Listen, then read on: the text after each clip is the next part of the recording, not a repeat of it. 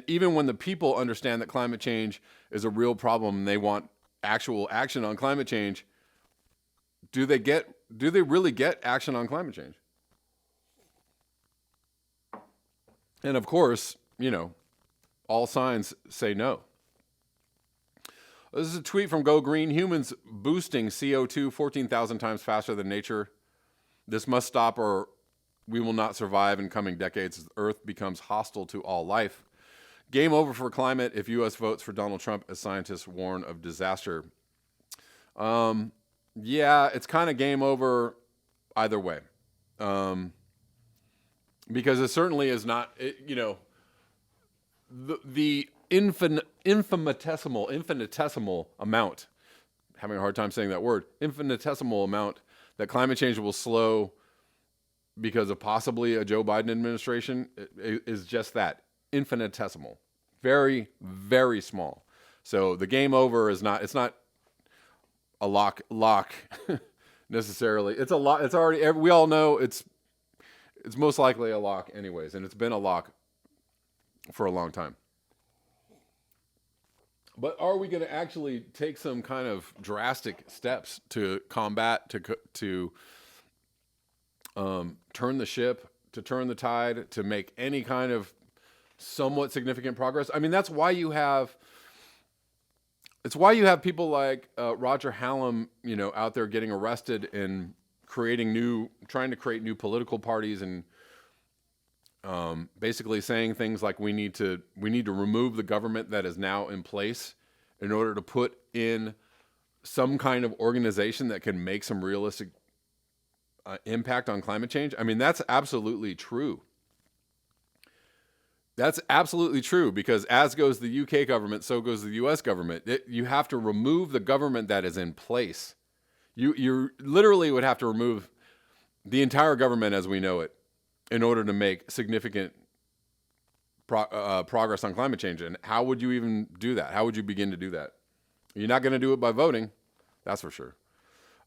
Anyways, Brian Kahn tweets this. Polls, a majority of voters want to decarbonize Washington Post after speaking to American Petroleum Institute and an oil state Democrat. Despite these factors, Biden's carbon pollution reduction goals remain a hard sell, quote unquote, I'm putting the quote in, to many. The past few days have shown that it's not just Republicans in that camp, right? So there are also Democrats who are resisting the Green New Deal. Democrats like Nancy Pelosi, like Dianne Feinstein, the Green New Dream or whatever, right? You have Democrats working in lockstep with Republicans to thwart the Green New Deal. You have Joe Biden saying, I do not support the Green New Deal. Why doesn't he support it? Because he's being funded by fossil fuel companies.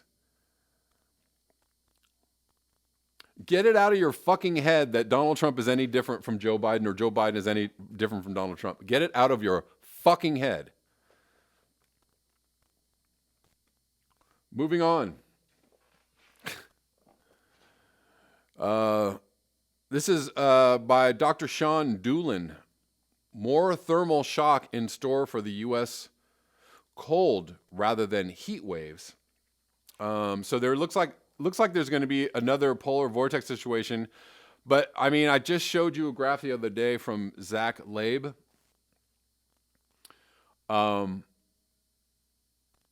Showing, extreme warmth in the month of October in the Arctic, of course. The Arctic, still showing just extreme temperature anomalies that are persistent. They just don't seem to go away. It's just still very, very warm in the Arctic, and that's why we're not seeing the ice refreezing. The silver lining to this cold front is that there's going to be some snow, and it's going to stall the spread of the Colorado wildfires, enabling greater control. Let's look at this a little bit.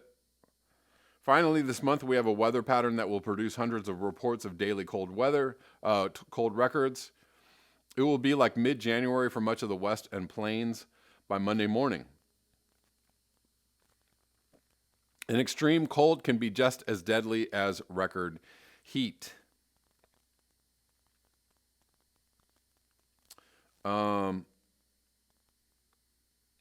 yeah, so that's what's happening, and we're getting some weird, strange weather around that. So, Brian Melt, intrepid viewer Brian Melt, sent me a very strange alert for my area. This is, where is it? So this is a red flag warning issued October 26th. That is today. So there's a red flag warning from today, early this morning, to tomorrow evening for strong northeast winds and extremely low humidity. It's very weird because it's been very cool and very like cloudy and foggy and almost rainy. It was supposed to rain this weekend. It looked like it might. And all of a sudden we have 10% humidity today, right now. And you're not actually, you probably can't hear it on my microphone, but we have some incredibly strong gusts of wind going on this morning, like crazy windstorms going on. So areas of the northeast winds 30 to 40 miles per hour with gusts of 65 miles per hour. Isolated gusts to 80 miles per hour. Strongest winds near the coastal slopes of San Bernardino County mountains and near the lower coastal slopes of Santa Ana Mountains. Humidity falling to 10 to 15%. So this is actually was coinciding with like a fire alert. Due to the damaging wind gusts expected with this event, there will be an increased risk of fire ignition. So it is October 26th. And there's a high wind, fire warning, down trees and power lines, etc. Very odd, very strange. And I'm sure this is due to this front moving down from the northwest, midwest plains.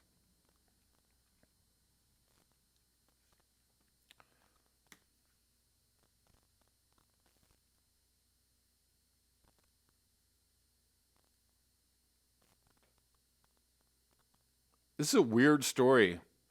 I want to bring you guys a weird story about octopi. We have 121 watching, 48 likes. Please like the video. If you are new, please subscribe. Judy Truitt says Oklahoma is getting an ice storm. Yeah, they are the worst. I've actually driven through Oklahoma in an ice storm. Fun times. But again, weather weirding, weather whiplash. It's windy in Northern California. Still have power. Peggy Gravel. Yeah. It's been, we got some crazy winds this morning. Some of the strongest I've seen in quite a while. They've kind of stopped right now, but very wild winds.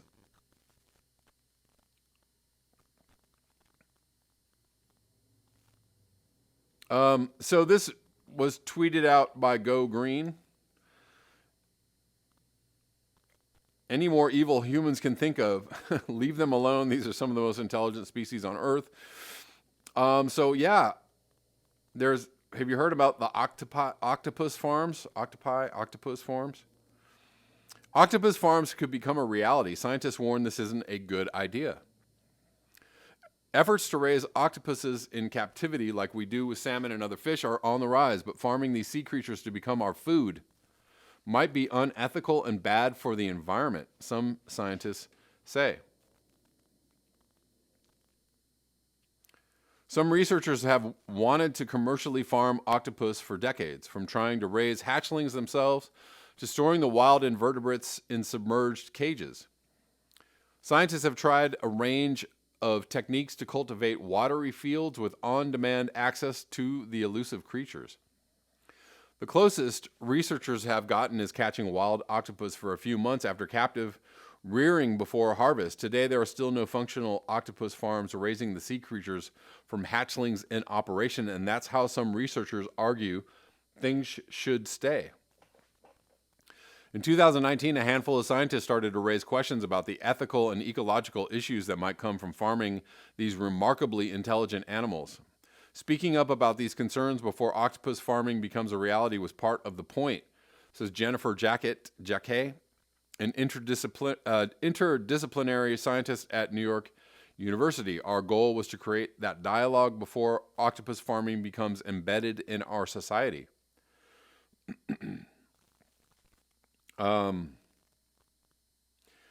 So let's look at the ethical questions. The ethical considerations of raising these highly intelligent animals in captivity should take priority over developing niche markets. Octopuses, yes, that is correct, plural of the noun, are smart. The eight-legged mollusks solve puzzles and escape complicated enclosures and might even turn shells, rocks, and other bits of the environment into tools. Raising these creatures in confined settings that might deprive them of the wider environments they like to explore is a step too far, Jacquet says. The prospect of low-quality, lifelong living conditions are part of why some ecologists signed onto a letter against octopus farming that garnered over 100 co-signers and ran in the journal Animal Sentience. For some, octopus fishing, catching the individuals in the wild, is ethically fine as the animals live a normal life prior to capture. Some people wanted to sign our letter because we were about farmed octopus. Jacquet says they would not have signed onto a wild capture fisheries. For those that are against farming, the convincing factor was, as Jacquet puts it, that element of subjecting what appears to be an animal with higher order consciousness a life of captivity for an indefinite number of years. Of course, we already farm other animals considered intelligent like pigs, right? So you think humans are going to have any qualms about this? No. This fact might be used to rationalize putting octopuses in the same position. The pig issue came up when Jacquet spoke with ecologists interested in signing the published letter as well. Some people didn't want to be hypocrites for saying no to farmed octopus while gladly eating pork. Octopus are carnivores, and experiments to design the best diets for the growing captive creatures have tested foods such as mackerel and crab. Anyways, yes, octopus farms might be a thing of the future. Might be another way in which humans can just do disgusting things to other creatures. Free all salmon, Boiled Rope Lamppost. Indeed.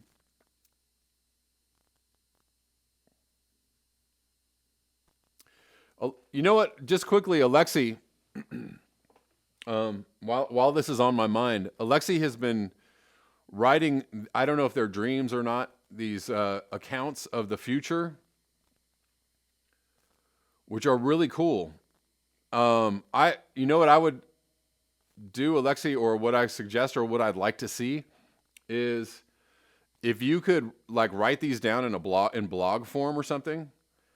I think it would be really powerful to write down your dreams or your visions of the future. Just saying, I think it would be a really powerful thing to see. And people would like to read it, and it would go a long way towards getting people to think about what the future under climate change is going to be like. I know a lot of people don't want to think about it, but yeah, should do that.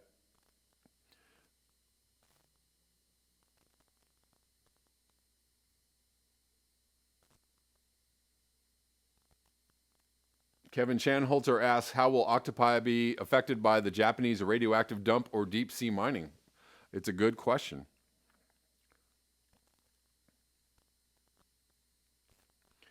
Oh, Gene says, Alexi, write them down and someone make an animation. Oh, yeah. Kirsten Strand says, if anybody watches My Teacher, the Octopus, they would understand that octopus have emotions and are kinder than most humans. Whales, yes. Peggy Gravel. So very smart, yes. Someone make Alexi a website. Irk1 says, I do dreamscape paintings of what the future may look like. Ooh, cool. Anywhere anybody can see those, Irk1? I'd love to see those. I don't know if you want to post those somewhere or if you can. I don't know.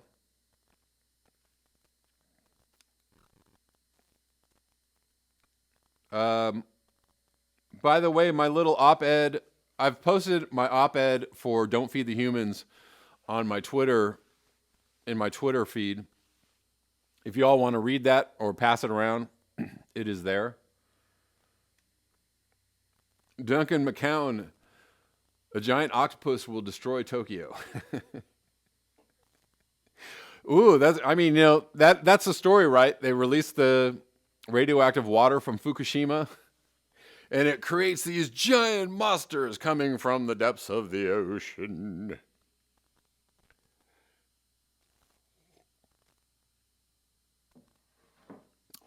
Anyways, speaking of Roger Hallam, I'm going to finish up my video reading a little article from Vice about Roger Hallam. This is from September 24th, 2020, so about a month ago. How XR's controversial co-founder fell out with the group he created. Don't know if a lot of people knew that. Extinction Rebellion says it has grown up, and that means a split with Roger Hallam, who has been throwing paint at the offices of NGOs and charities. In July, environmental activists threw pink paint over the London offices of Greenpeace, Friends of the Earth, Amnesty International, and Christian Aid. In a confrontational letter stuck to the walls of each building, a group called Beyond Politics, which was behind the paint throwing, claimed that the organizations had done fuck all that was meaningful.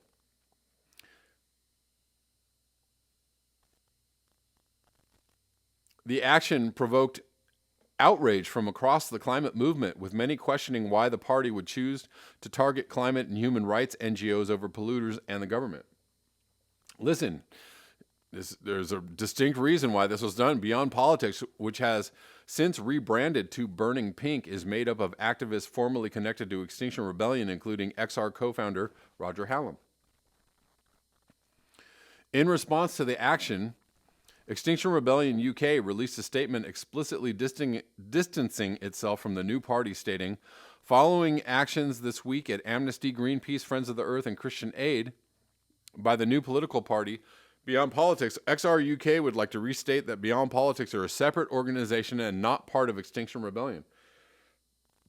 The statement went on to say, we would also like to be clear that Roger Hallam no longer has any formal role in XR UK. Did you guys know that? Did you know? However, they still do post his videos on the Extinction Rebellion YouTube page. So, it doesn't look like it. I feel like it's a friendly split. It's not. There's no animus, right? Because they still show his videos on Extinction Rebellion. Hallam has been at the forefront of Extinction Rebellion since he helped co-found it in October 2018. At the time, he told The Guardian that he hoped a campaign of respectful disruption would change the debate around climate change. The paint-throwing stunt marked a divorce between Hallam and the group he created that has been long in the making. Gritty Chop says XR sells out. Perhaps, and there's a lot of debate around that. We don't, I don't know. It was Hallam who insisted on XR's tactic of mass arrest, getting as many activists arrested as possible during protests, which he believed was the only way to achieve the change necessary to avert irreversible climate change. The method has been criticized within the wider social justice movement for alienating people of color and marginalizing groups who face harsher penalties from the police and judicial system. Earlier this year, Extinction Rebellion released a statement acknowledging long-standing criticisms of its practice, encouraging engaging in mass arrest and the way it handled relations with the Metropolitan Police. We recognize now that our tactic of arrest has made it easier for people of privilege to participate, and that our behaviors and attitudes fed into the system of white supremacy. XR's first rebellion in 2019 saw 1,130 arrests and Parliament declare a climate emergency.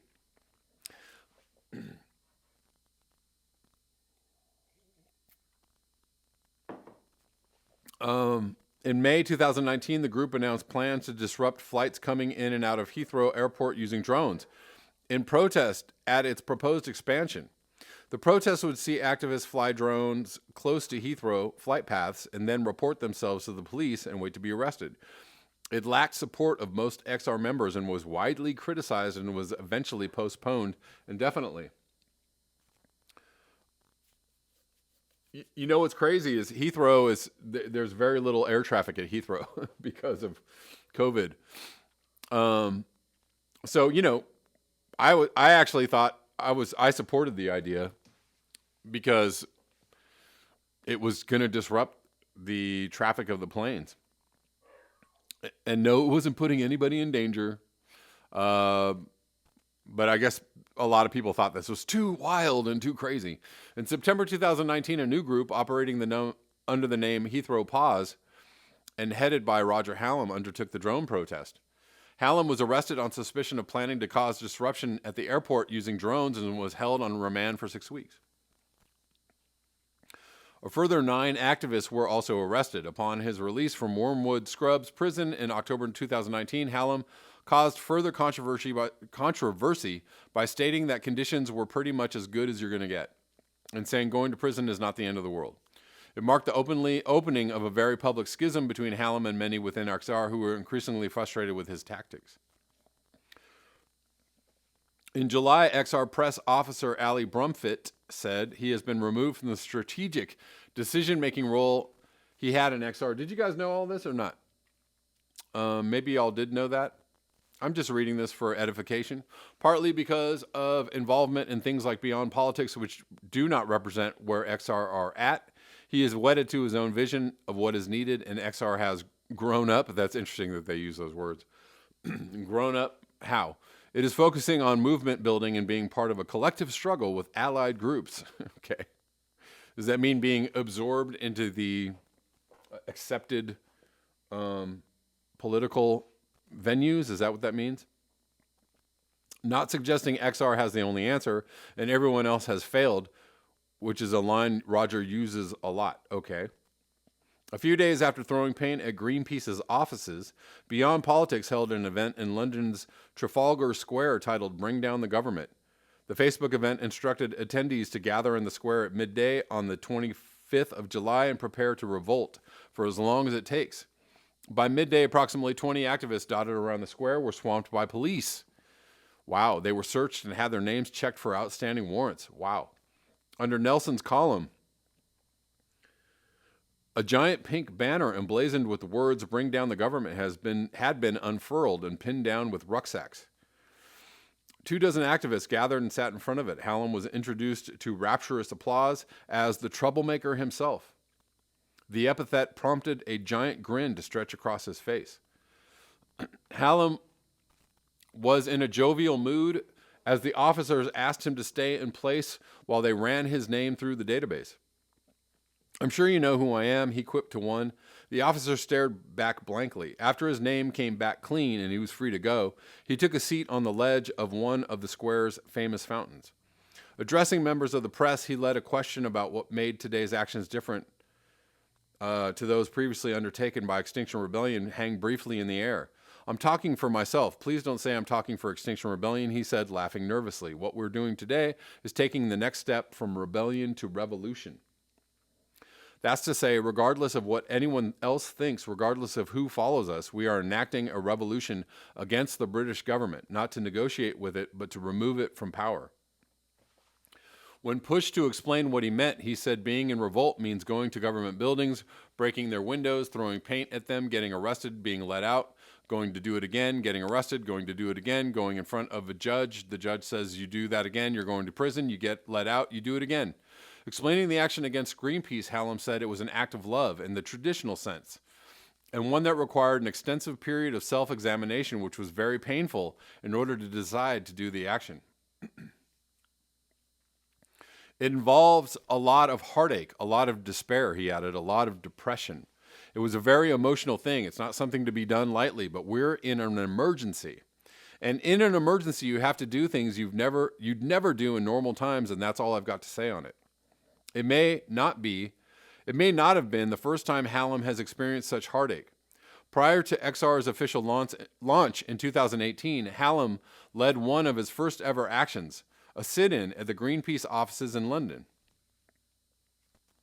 Hallam confirmed that he had previous meetings with the organization, including one in which he demanded access to mailing lists. Last year, he threatened to stage a one-day hunger strike against the organization during Ramadan. The plans for a revolution represent a redoubling of efforts from Hallam and his followers to revive the ideas that defined Extinction Rebellion's first iteration. XR, meanwhile, seems to be moving on. Earlier this year, the group announced plans for a series of actions in May, which would later be delayed due to COVID, stating, instead of blocking London streets for 2 weeks, Extinction Rebellion will take action in waves, targeting the underlying causes of the climate and ecological emergency, toxic systems of government, media, and finance, while taking care of the well-being of rebels, finding ways for diverse groups to meaningfully participate. Brumfitt said there's a mix of feelings, as some people will support Roger whatever he does, but I think the dominant feeling is extreme frustration and concern. It might undermine what we are trying to do in movement building. I mean, of course, they added, XR have a long way to go, but there has been such a sea change and understanding about solidarity and movement building. It will be tragic if Roger's actions in any way damage that work. In the run-up to the latest round of Burning Pink actions in September of this year, Hallam and 4 other activists were arrested and charged with conspiracy to commit criminal damage. According to a press release from Burning Pink, Hallam was released from Pentonville Prison after a month spent in dire prison conditions. The group's planned revolution is seemingly on hold. So, yeah, Roger Hallam going, beyond or feeling like what XR was doing was not enough. I don't know. I still find Roger Hallam incredibly inspiring. I feel like, he's doing what's on his conscience and what's on his heart to do.